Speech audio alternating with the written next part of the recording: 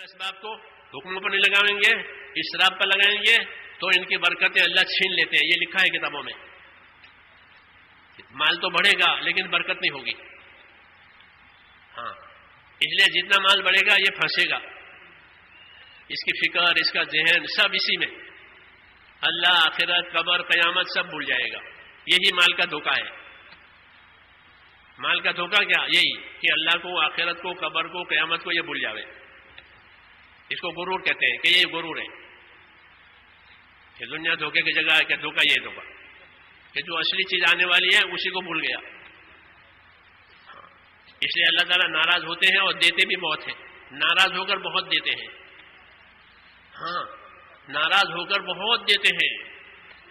وہ سمجھا بہت آ رہا ہے کہ نہیں، یہ گرفتار کرے گا، اس کی بہتات پکڑ لائے گی. پھر جب آگے نکل جاتا ہے تو اللہ تعالیٰ اچانک پکڑ کرتے ہیں. پھر مایوس ہو جاتا ہے. دنیا بنی نہیں، دنیا رہی نہیں، آخرت بنی نہیں، تو مایوسی کی حالت ہوگی. نا امید ہے، سب سلسلے کٹ گئے. ناراض ہو کر دیا ہے، برکت نہیں ہوتی. اور راضی ہو کر دیں گے کہ برکتوں کے ساتھ دیں گے تو دنیا بھی بنے گی، آخرت بھی بنے گی. فاستقم کما امرتا ومن تاب معک. اے نبی، آپ استقامت اور پابندی سے رہیے، آپ بھی اور جو آپ کے ساتھ ایمان لائے ہیں وہ بھی. تو جتنے نبی پر ایمان لانے والے سب نبی کے ساتھ پابند. اس لیے اللہ کے نیک بندوں نے اپنی زندگی کو پابند بنایا. ایک ایک حکم زندگی پابندی کے ساتھ. اللہ کے راستے میں نکلیں گے، محنت کریں گے تو پابند ہونے کی استعداد پیدا ہوگی. استقامت کی استعداد پیدا ہوتی ہے نکلنے سے، پھر پابند ہو جائیں گے. ایک ساتھی ہمارا اب تو بوڑھا ہو گیا ہے کہ راجا 30 برس ہو گئے، کبھی مہینے کے 3 دن ناگانی ہوئے. 12 برس ہوئے کہ کبھی گمارا گشت فوت نہیں ہوا. پہلے تاریخ میں پڑھتے تھے ہم، سعید بن مسیب فرماتے تھے، سعید بن مسیب کے 20 برس ہو گئے، کبھی ایسا نہیں ہوا کہ میں اذان سے پہلے مسجد میں نہ پہنچاؤں. 20 برس ہو گئے، کبھی ایسا نہیں ہوا کہ میں نے امام کے سوا کسی نمازی کی پیٹھ دیکھی ہو.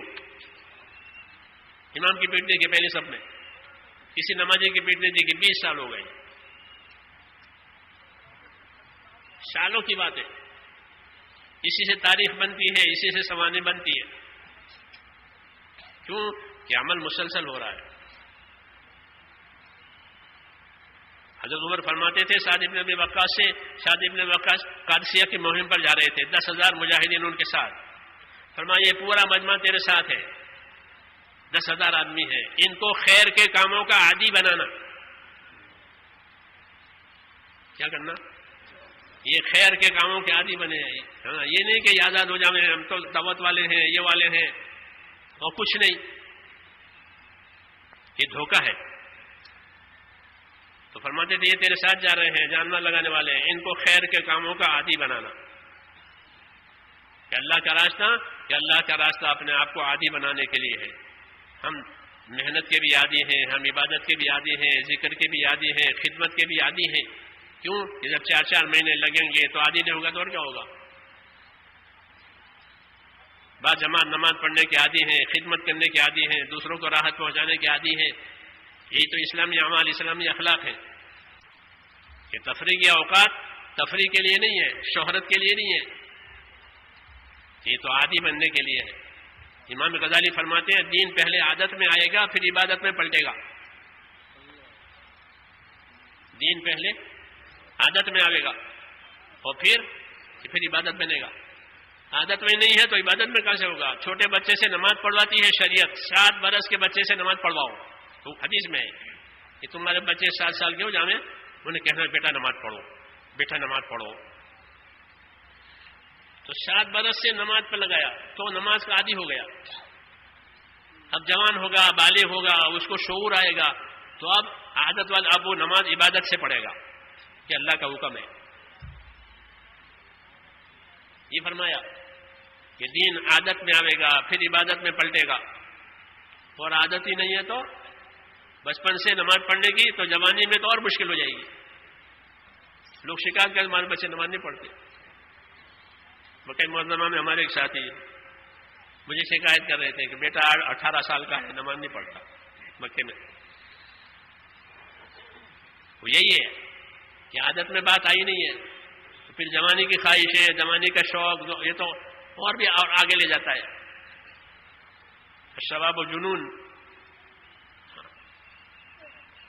تو اب اس کو نماز اور مشکل ہو گئی، اس کی نیند بھی کہہ رہی ہے، زمانے کی نیند کہہ رہی،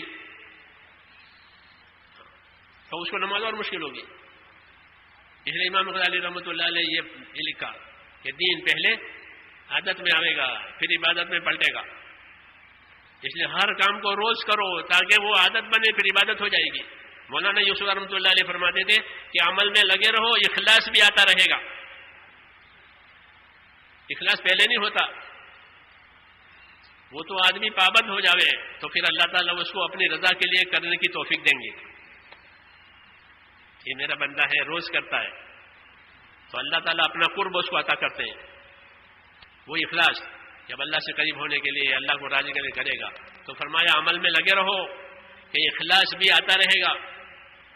اخلاص پہلے دن نہیں ہوتا، وہ تو عمل سے لگاؤ ہو جاتا ہے، پھر بڑھتی رہتی ہے. جیسے پھل، کسی درخت کا پھل، آم کا پھل آم پر آتا، درخت پر آتا ہے تو چھوٹا ہوتا ہے، مزہ بھی صحیح نہیں ہے، رنگ بھی صحیح نہیں ہے، سائز بھی صحیح نہیں ہے، لیکن وہ لٹک رہا ہے، ٹوٹا نہیں ہے، لگا رہا، تو پھر دھیرے دھیرے بڑھتا ہے، وہ بڑا ہو جاتا ہے، پھر اس کا رنگ بدلتا ہے،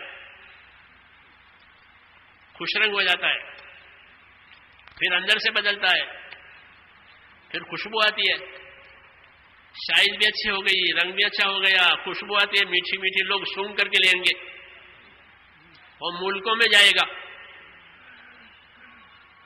کہاں جائے گا؟ ملکوں میں. یہ وہ کوالٹی ہے جو باہر جائے گی. کیوں کہ اعلیٰ درجے کی ہے، ہائی کوالٹی، اسے باہر بیچتے ہیں. یہ ہمارا کام ہے کہ اپنی زندگی کو اچھی کوالٹی بنائیے کہ اللہ ملکوں میں کام لیں گے، دنیا میں کام لیں گے. جیسے اچھی چیز باہر جاتی ہے، تاجر خریدتے ہیں، بیچتے ہیں، اس کے سودے ہوتے ہیں. اس لیے اپنی زندگی بنانے کی بات ہے. حضرت فرماتے ہیں لگے رہو، پھر اخلاص بھی آتا رہے گا، تقویٰ بھی آتا رہے گا. اچھی صحبت، اچھا مال، اچھا ماحول، اچھی محنت، یہ سب ضروری ہے. صحبت بھی ضروری ہے کہ نیکوں کی صحبت، نیک ماحول، نیک اچھی محنت، یہ مجموعہ ہے. صحابہ کو محنت بھی ملی، صحبت بھی ملی، اور اپنی محنت بھی ہوئی، ماحول بھی ملا. دین کی دعوت یہ کس طریقے چلانی ہے.